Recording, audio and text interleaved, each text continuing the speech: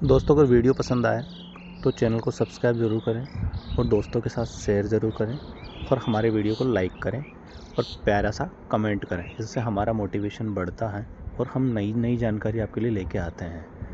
आपका समय ज़्यादा ख़राब ना करते हुए चलो वीडियो को शुरू करते हैं। क्या हो अगर मैं कहूँ कि हमारी ही धरती पर कुछ ऐसी जगह हैं जो बिल्कुल किसी दूसरे ग्रह की लगती हैं।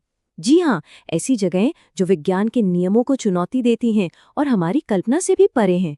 तो चलिए आज पृथ्वी के कुछ ऐसे ही छिपे हुए चमत्कारों की सैर करते हैं।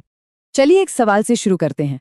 क्या कोई नदी इतनी गर्म हो सकती है कि उसमें गिरा हुआ कुछ भी जिंदा उबल जाए? सुनने में ये किसी डरावनी कहानी जैसा लगता है ना? पर ये 100% सच है। अमेजिंग के घने जंगलों में एक ऐसी नदी है जिसका तापमान 200 डिग्री फ़ारेनहाइट तक पहुंच जाता है। मतलब इतना गर्म कि आप आराम से चाय बना सकते हैं। और अगर कोई बेचारा जानवर उसमें गिर गया तो समझिए वो तुरंत पक गया। तो हमारी ये यात्रा शुरू होती है पानी के कुछ सबसे अजीब और चरम रूपों से, उबलती नदियों से लेकर खून बहाते ग्लेशियरों तक। इस नदी का नाम है शनाई टिमशिका। ये पेरू के अमेज़न में लगभग 4 मील तक बहती है। पर सबसे हैरान करने वाली बात जानते हैं क्या है? इसके आसपास दूर दूर तक कोई ज्वालामुखी नहीं है। तो फिर ये गर्मी आ कहाँ से रही है? असल में ये गर्मी धरती के नीचे की दरारों से आती है, जो इसे एक बहुत बड़ी भूवैज्ञानिक पहेली बना देती है। चलिए अब एक एक्सट्रीम से दूसरे एक्सट्रीम पर चलते हैं। गर्म अमेज़न से सीधे बर्फीले अंटार्कटिका, जहां एक ऐसा ग्लेशियर है जिसे देखकर लगता है मानो उससे सचमुच खून बह रहा हो। नहीं नहीं, ये असली खून नहीं है। ये जो गहरा लाल रंग है ना, ये उस पानी का है जिसमें आयरन यानी लोहा बहुत ज्यादा है। ये पानी लाखों सालों से उस ग्लेशियर के नीचे कैद था, और जब ये बाहर निकलकर हवा के संपर्क में आता है तो बिल्कुल जंग की तरह लाल हो जाता है। एक तरह से ये एक टाइम कैप्सूल है जो हमें लाखों साल पुरानी दुनिया की झलक दिखाता है। और अगर हम विशालता यानी साइज की बात करें तो साइबेरिया की बैकाल झील को देखिए। अकेले इस झील में दुनिया का 20% साफ बिना जमा हुआ पानी है। जी हाँ, पूरी दुनिया का 20%। इसका अंदाजा ऐसे लगाइए कि अगर इसे खाली कर दिया जाए तो दुनिया की सारी नदियों को मिलकर इसे भरने में पूरा 1 साल लग जाएगा। कमाल है ना? पानी के इन चमत्कारों से आगे बढ़ते हैं और अब जमीन के कुछ ऐसे रहस्यों की ओर चलते हैं जहां पहाड़ बढ़ रहे हैं और जमीन के नीचे ही एक पूरी दुनिया बसी है। माउंट एवरेस्ट को तो हम सब जानते हैं, दुनिया की सबसे ऊंची चोटी। लेकिन कहानी यहाँ खत्म नहीं होती। असल में ये आज भी लगातार ऊंचा हो रहा है। हर साल जमीन के नीचे जो टेक्टोनिक प्लेट्स हैं, उनकी मूवमेंट की वजह से एवरेस्ट लगभग 4 मिलीमीटर और ऊंचा हो जाता है। भले ये रफ्तार बहुत धीमी है, पर ये इस बात का सबूत है कि हमारा ग्रह जिंदा है और लगातार बदल रहा है।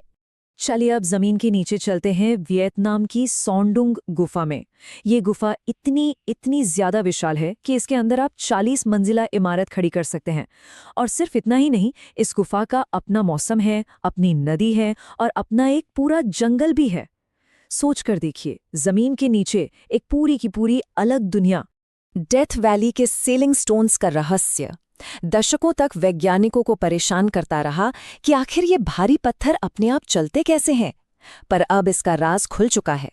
कहानी ये है कि सर्दियों में बारिश के बाद रात में पानी की एक पतली परत जम जाती है। फिर दिन में जब बर्फ पिघलने लगती है तो हल्की सी हवा भी बर्फ की बड़ी बड़ी चादरों को धकेल देती है, और ये चादरें अपने साथ इन भारी पत्थरों को भी घसीट ले जाती हैं। तुर्कमेनिस्तान में एक ऐसी जगह है जिसे लोग नरक का दरवाजा या डोर टू हेल कहते हैं। ये एक आग का गड्ढा है जो 1971 में एक ड्रिलिंग दुर्घटना की वजह से बना था, और तब से लगातार जल रहा है।